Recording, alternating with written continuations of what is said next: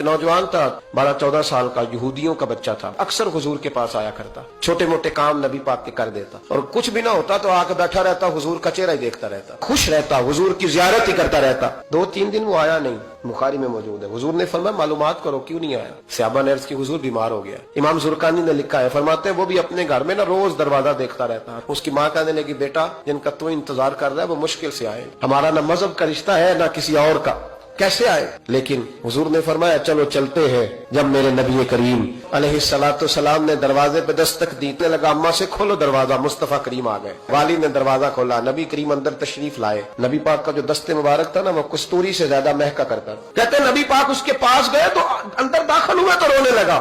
حضور نہ سرانے والی سائڈ پہ بیٹھ گئے، اس کا سر اٹھا کے گود میں رکھا، اور جب اس کے بالوں میں حضور نے دست مبارک پھیرا تو اس کی ماں اور باپ کی آنکھوں میں بھی آنسو آ گئے۔ یہ انداز کرم غریبوں کے ساتھ، اس نے بھی آنکھیں کھولی۔